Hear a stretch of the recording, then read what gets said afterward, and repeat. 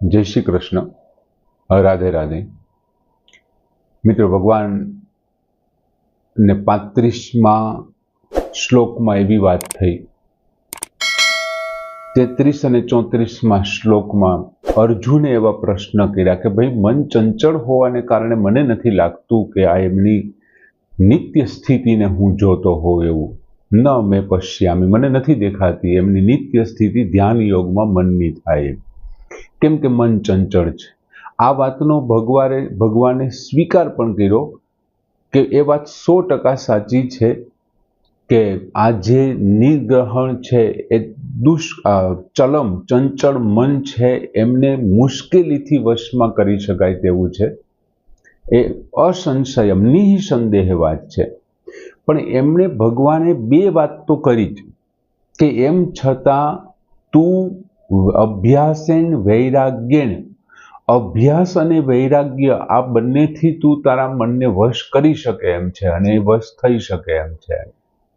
हवे त्यारथी आ चर्चाने आगळ वधा त्यारे भगवाने अभ्यास केवी रीतथी करवो आपणे ए जोयुं के भगवाने अभ्यासमां शुं कीधुं अने वैराग्यमां केवी रीतथी मनने वश करी शकाय छे ते वात करी।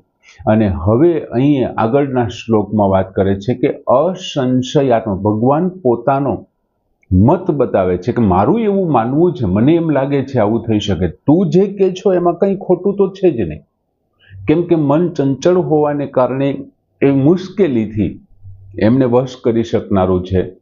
पण हूँ एवुं मानुं छुं, एमां बे कारण तो भगवाने त्यां ज आपी दीधा 35मा श्लोकमां अभ्यास अने वैराग्य। हवे आगळ वात करे छे के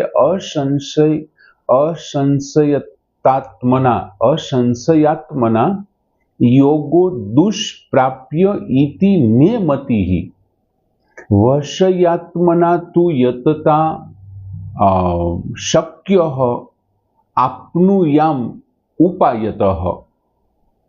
भगवान एवुं कहे छे कि जेनुं मन सर्वथा वशमां नथी एवा माणस द्वारा योगः दुष्प्राप, योग दुष्प्राप्य छे एटले के मळवो मुश्केल छे। जेनुं मन सर्वथा वशमां नथी तेवा माणस द्वारा योग दुष्प्राप्य छे। परंतु उपायतः यतता उपायपूर्वक प्रयत्नशील माणस द्वारा वशयात्मना वश करेला मनवाळाने शक्य आपनुयाम प्राप्त थई शके छे इति मे मतः एवुं मारुं मानवुं छे। जेनुं मन सर्वथा वशमां नथी एवा माणस द्वारा योग दुष्प्राप्य छे, परंतु उपायपूर्वक प्रयत्नशील माणस द्वारा वश करेला मनवाळाने ते प्राप्त थई शके छे एवो मारो मत छे अथवा एवुं मारुं मानवुं छे।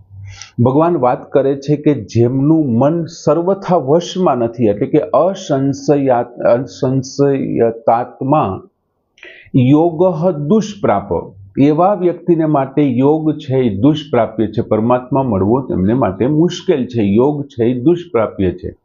परंतु पछी शब्द आप्यो उपायतः यतता उपायपूर्वक प्रयत्नशील माणस द्वारा जे खरेखर आ मनने वश करवा माटेनो उपाय करे छे अने ए उपाय शोधी लीधा पछी ए उपाय प्रमाणे सतत प्रयत्नशील छे, यतता प्रयत्नशील छे अने पछी एनाथी शुं थाय तो के वशयात्मना जेमनुं मन वश करेला मनवाळाने ए शुं थाय छे तो के शक्यः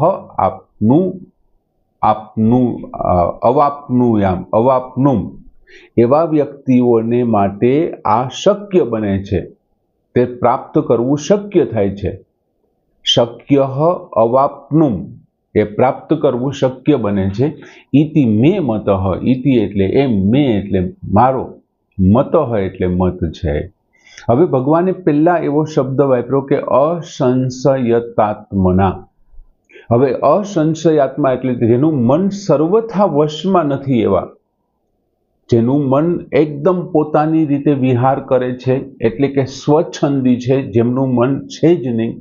હવે એનો અર્થ એવો થાય કે વશમાં નથી એવા, એટલે કે અવશ મનવાળો જે છે, જેમને મન વશમાં જ નથી, મન પોતાની ઈચ્છા પ્રમાણે વર્તન કરે છે, એમના માટે જો એ કદાચ પ્રયત્ન કરે ધ્યાન યોગમાં, તો એમને માટે યોગની પ્રાપ્તિ છે, ધ્યાન યોગની પ્રાપ્તિ અથવા તો ધ્યાન યોગ મારફત પરમાત્માની પ્રાપ્તિ છે, એ કઠિન થઈ જશે, એ મુશ્કેલ છે. દુષ્પ્રાપ્ય એવો શબ્દ ભગવાન, દુષ્પ્રાપ્ય એટલે કે મળવું મુશ્કેલ છે એવો શબ્દ. હવે મનની ચંચળતા, આપણે અર્જુને એમ કીધું હતું કે મન ચંચળ હોવાને કારણે મને નથી લાગતું કે એની સ્થિતિ કાયમી હોય. હવે મિત્રો, એમણે બે કારણ બતાવ્યા. એમાં પહેલું મનની ચંચળતા વિશેની વાત કરી. હવે મનની ચંચળતા અને મનની અવસ્થા, એટલે કે મન વશમાં ન હોવું તે અને મન ચંચળ હોવું તે, આ બે કરતા સૌથી વધારે જો બાધક હોય ને, તો એ છે મનની અવસ્થા. એટલે કે મન વશમાં નથી ને, એ વધારે બાધક છે. વશ થયેલું મન છે ને, એમનો એક મોટો ફાયદો શું થાય છે કે તમારે એ વશ થયેલા મનને જે જગ્યાએ, જેટલા સમય માટે અને જ્યારે તમારે લગાડવું હોય ને, ત્યારે તમે એને લગાડી શકો. જો મન તમારા વશમાં હોય તો એને તમે ગમે ત્યાં લગાડી શકો.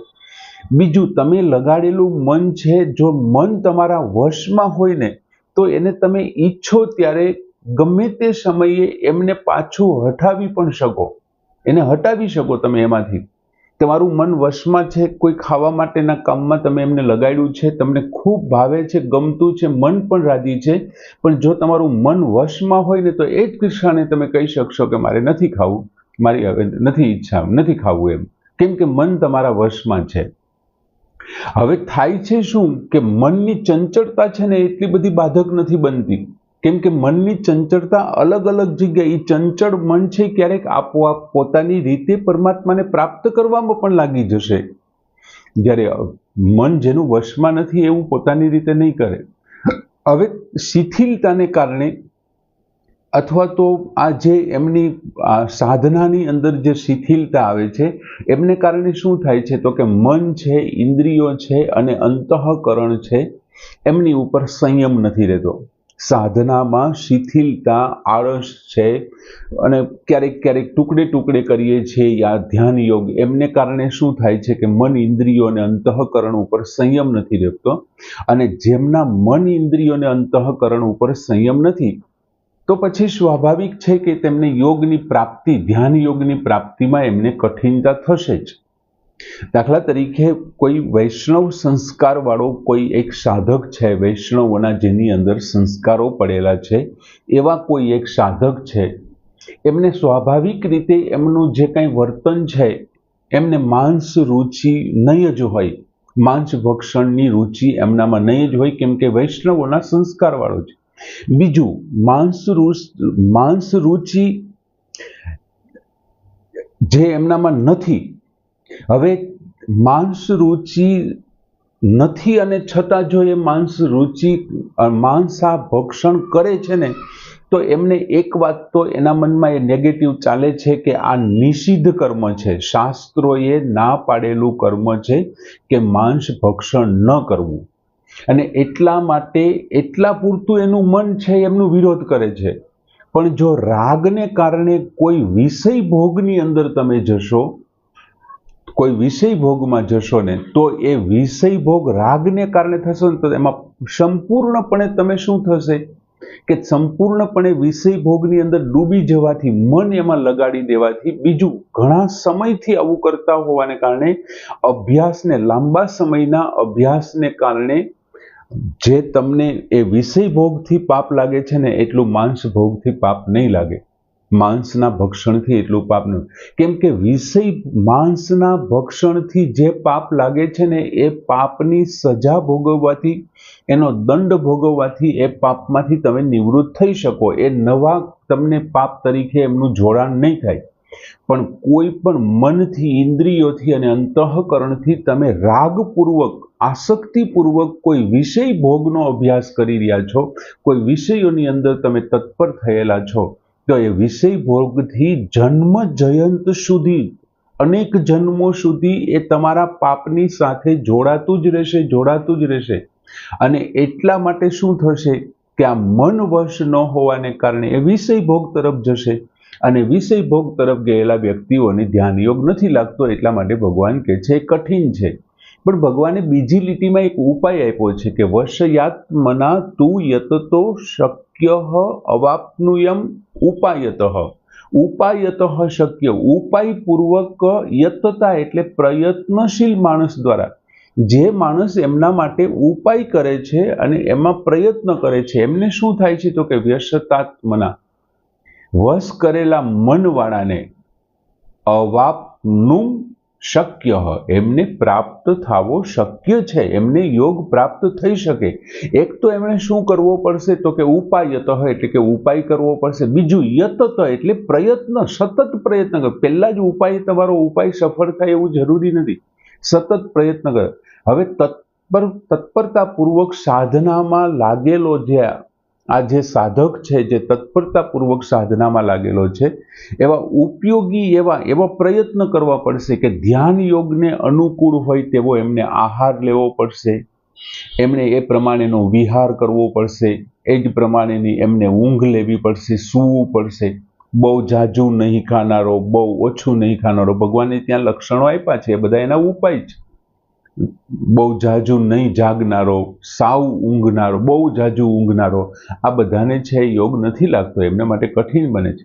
એટલે આહાર છે, વિહાર છે, સૂવું છે, જાગવું છે, આ વગેરે નિયમિતપણે ઉપાય કરવાથી ધીમે ધીમે મન છે ને સર્વથા વશમાં આવી જશે.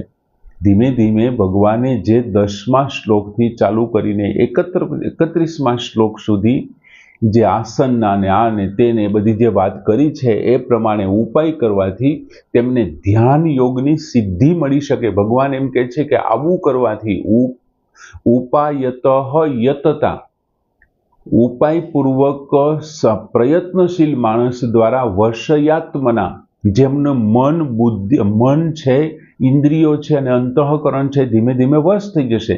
તમે પ્રમાણસર આહાર કરો છો, સારો વિહાર કરો છો, તમે વ્યવસ્થિત ઊંઘ લ્યો છો, આ બધું તમે કરો છો, એમને કારણે ધીમે ધીમે તમારું મન છે વશમાં આવી જશે.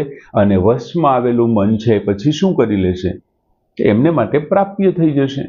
શક્ય અવાપ્નુયમ, એવા વ્યક્તિઓને પ્રાપ્ત થઈ શકે છે. ભગવાન કહે છે ઈતિ મે મત, આવું મારું માનવું છે, આવો મારો મત છે, મને એવું લાગે છે કે આવું કરવાથી આ થઈ શકે. બીજું, વશયાત્મા થવાના ઉપાયો ભગવાને અહીં આપ્યો કે ભાઈ આ પ્રમાણે પ્રયત્નપૂર્વક જે કરે છે, ઉપાય કરે છે. બીજું, પોતાની જાતને ભોગી નહીં સમજવાની, કે હું વિષય ભોગવવા માટે આવ્યો છું એવું નથી માનવાનું. એમણે સતત એવું માનવાનું છે કે હું જિજ્ઞાસુ છું, મારે એ બ્રહ્મ તત્વ, એ પરમ તત્વને જાણવું છે, એમના માટે હું અહીંયા પૃથ્વી પર આવ્યો છું અને એ જ મારું ધ્યેય છે, મારું સિદ્ધ લક્ષ્ય એ છે. તેનું એવું માનવું, તત્વને જાણવા માટે મારું આ બધા પ્રયત્નો છે અને મારું લક્ષ્ય છે ને એ જ હોવું જોઈએ કે તત્વને જાણવું છે. જો હું ભગવાનનો છું અને ભગવત પરાયણ થઈ અને ભગવાનને જ શોધવા માટે, પરમ તત્વને પ્રાપ્ત કરવા માટે જ મારી બધું લક્ષ્ય હોય, જો આવું બધું કરવામાં આવે અને લોકોની પુષ્કળ પ્રમાણમાં પોતાની યથાશક્તિ સેવા કરવામાં આવે અને એમના બદલામાં કોઈની સેવા લેવામાં ન આવે તો ધીમે ધીમે કરતા મન છે ને જ વશ થઈ જશે. એક સમય એવો આવશે કે બહુ ઝડપથી તમે તમારા મનને વશ કરી શકશો. બીજું, વ્યવહારની બાબતમાં પણ મન વશ કરવામાં ધ્યાન રાખવું પડે. તમે જે કોઈ તમારા કાર્યક્ષેત્રમાં જોડાયેલા હો, તમે નોકરી કરતા હો, ધંધો કરતા હો, જે કાંઈ હોય, તમને એમનું જે મહેનતાણું મળે છે કે ભાઈ તમને 8 કલાક કામના આટલા રૂપિયા મળે છે, તો એમનાથી વધારે થોડું કામ કરીને આપો, જેથી કરીને કામ પ્રત્યેનો સંતોષ થશે અને મન છે એ શાંત થશે. એ ઉપરાંત બીજાના કરેલા કામ છે, પારકાના કરેલા જે કાર્યો છે, પારકાનો જે અધિકાર છે ને ક્યારે છીનવવાનો, પારકાના અધિકારને પ્રાપ્ત કરવાનો ક્યારેય પ્રયત્ન ન કરવો. બીજું, તમારે ત્યાં જે કામ કરવા આવે છે એ વ્યક્તિ જે કામ કરે છે, કોઈ મજૂર તમારે ત્યાં કામ કરવા આવ્યો છે, જરૂરતમંદ વ્યક્તિ આવ્યો છે, એમનું કામની પૂર્તિ પછી એમને આપવા જોઈએ, એમનાથી થોડુંક વધારે આપો. એમને થોડુંક વધારે આપવાથી તમારું મન છે શાંત થશે, અને શાંત મન છે ને એ ઝડપથી છે સ્થિર થશે. આવા બધા પ્રયત્નો કરવાથી મન છે વશમાં આવે છે, અને જો વશમાં આવી જાય ને તો ભગવાન એમ કહે છે કે શક્ય અવાપ્નુયામ, એવા વ્યક્તિઓને પ્રાપ્ત થાય છે. ઇતિ મે મતઃ, એવું મારું માનવું છે, એવું મને લાગે છે. આમ સરસ મજાનો શ્લોક અર્જુને જે પ્રશ્ન કર્યા તેના જવાબ રૂપે કે અસંશયાત્મના યોગો દુષ્પ્રાપ્ય ઇતિ મે મતિઃ વશયાત્મના તુ યતતો શક્ય અવાપ્નુયમ ઉપાયતઃ. હવે પૂર્ણ કરીએ. જય શ્રી કૃષ્ણ.